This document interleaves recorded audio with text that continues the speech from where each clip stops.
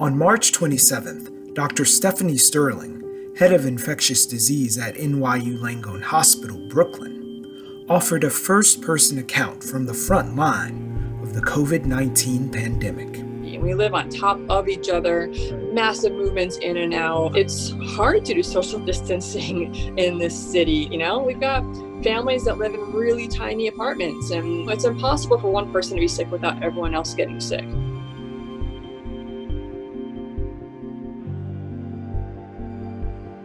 In the late 90s, when bird flu emerged, early detection, early response became the mantra.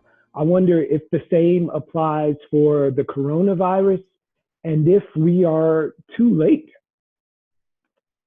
I think it's obvious we are too late, especially in New York, for early response. And that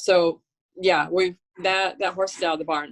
The tricky thing with this is, though, with that avian flu, it's still responding to treatment with flu medication.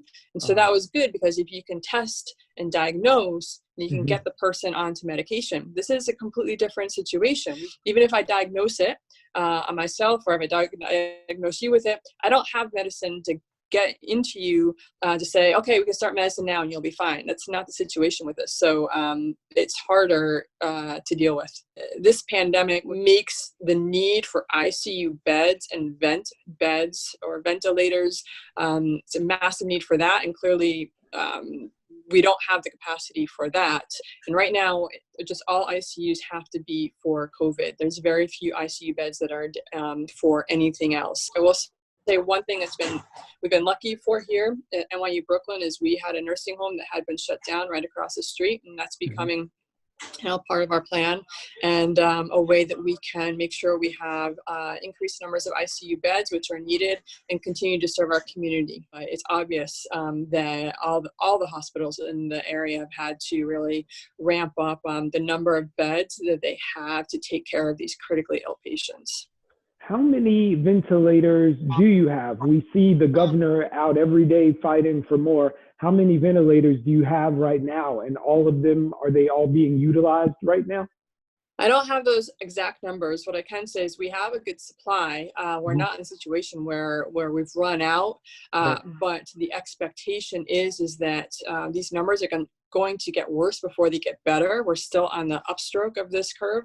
So what the governor is trying to do, and what everyone's trying to do, is make sure we've got stores and have kind of what the next step is going to be. So right now, there hasn't been anyone running out, but the concern is that when we see a lot more patients, we need to be prepared for that if we can. So the masks, the visors, the contact gowns, hands down, that is the biggest need. I mean, we, as a hospital system, we're doing our best to make it stretch out.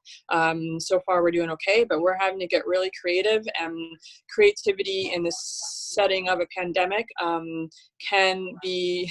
can cause a lot of frayed nerves. We've got a lot of hardworking people here that are really anxious and concerned about not bringing anything home to their family, and so having the right amount or surplus of PPE would be ideal, and that is not the current situation.